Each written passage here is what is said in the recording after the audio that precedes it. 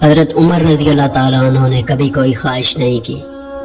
ایک دن مچھلی کھانے کو دل چاہا تو اپنے غلام یرفا سے اظہار فرمایا۔ یرفا آپ کا بڑا وفادار غلام تھا۔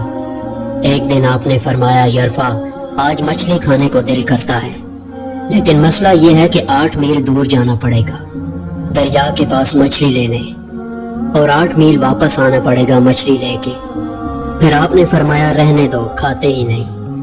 ایک چھوٹی سی خواہش کے لیے اپنے آپ کو اتنی مشقت میں ڈالنا اچھا نہیں لگتا کہ 8 میل جانا اور پھر 8 میل واپس آنا صرف میری مچھلی کے لیے۔ چھوڑو یرفا، اگر قریب سے کوئی ملتی تو بات تھی۔ غلام کہتا ہے، میں کئی سالوں سے آپ کا خادم تھا، لیکن آپ نے کبھی کوئی خواہش ہی نہیں کی، پر آج جب آپ نے کوئی خواہش کی ہے تو میں نے دل میں خیال کیا کہ حضرت عمر فاروق نے پہلی مرتبہ خواہش کی ہے اور میں پوری نہ کروں، ایسا کیسے ہو سکتا ہے؟ غلام کہتا ہے، جناب عمر ظہر کی نماز پڑھنے گئے تو مجھے معلوم ہوا کہ ان کے پاس کچھ مہمان آئے ہوئے ہیں، اثر ان کی وہیں ہو جائے گی۔ غلام کہتا ہے کہ میں نے حضرت عمر کے پیچھے نماز پڑھی اور 2 رکعت سنت نماز پڑھ کر میں گھوڑے پر بیٹھا۔ عربی نسل کا گھوڑا تھا، دوڑا کر میں دریا پر پہنچ گیا۔ عربی نسل کے گھوڑے کو 8 میل کیا کہتے۔ وہاں پہنچ کر میں نے ایک ٹوکرا مچھلی کا خریدا اور حضرت عمر رضی اللہ تعالیٰ عنہ کی عصر کی نماز ہونے سے پہلے میں واپس بھی آ گیا، اور گھوڑے کو میں نے ٹھنڈی چھاؤں میں باندھ دیا تاکہ اس کا جو پسینہ آیا ہوا ہے وہ خشک ہو جائے اور کہیں حضرت عمر فاروق دیکھ نہ لے۔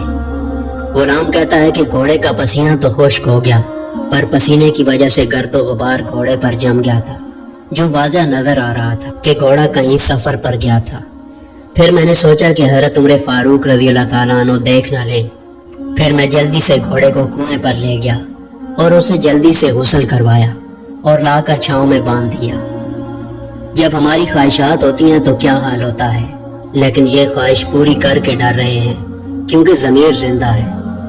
جب عصر کی نماز پڑھ کر حضرت عمر فاروق آئے، میں نے بھی نماز ان کے پیچھے پڑھی تھی۔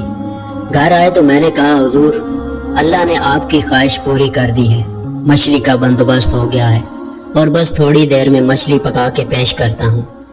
کہتا ہے، میں نے یہ لفظ کہے تو جناب عمر فاروق اٹھے اور گھوڑے کے پاس چلے گئے۔ گھوڑے کی پشت پر ہاتھ پھیرا، اس کی ٹانگوں پر ہاتھ پھیرا اور پھر اس کے کانوں کے پاس گئے اور گھوڑے کا پھر ایک کان اٹھایا اور کہنے لگے، یرفا تو نے سارا گھوڑا تو دھو دیا، لیکن کانوں کے پیچھے سے پسینہ صاف کرنا تجھے یاد ہی نہیں رہا، اور یہاں تو پانی ڈالنا بھول گیا۔ حضرت عمر فاروق رضی اللہ تعالیٰ عنہ گھٹنوں کے بل زمین پر بیٹھ گئے اور کہنے لگے، او یار یرفا ادھر آ، تیری وفا میں مجھے کوئی شک نہیں ہے، اور میں کوئی زیادہ نیک آدمی بھی نہیں، کوئی پرہیزگار بھی نہیں ہوں، میں تو دعائیں مانگتا ہوں، اے اللہ میری نیکیاں اور برائیاں برابر کر کے مجھے معاف فرما دے۔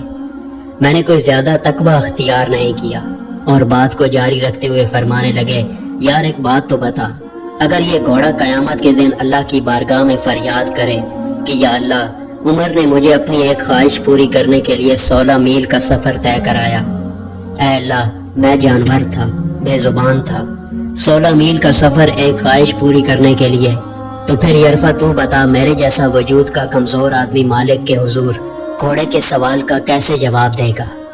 یرفا کہتا ہے، میں اپنے باپ کے فوت ہونے پر اتنا نہیں رویا تھا جتنا آج رویا۔ میں تڑپ اٹھا کہ حضور یہ والی سوچ، یہاں تو لوگ اپنے ملازم کو نیچا دکھا کر اپنا افسر ہونا ظاہر کرتے ہیں۔ غلام رونے لگا۔ حضرت عمر فاروق رضی اللہ تعالیٰ عنہ کہنے لگے، اب اس طرح کر گھوڑے کو تھوڑا سا چارہ اضافی ڈال دے، اور یہ جو مچھلی لے کے آئے ہو اسے مدینے کے غریب گھروں میں تقسیم کر دو، اور انہیں یہ مچھلی دے کر کہنا کہ تیری بخشش کی بھی دعا کرے اور عمر کی معافی کی بھی دعا کرے۔ سبحان اللہ۔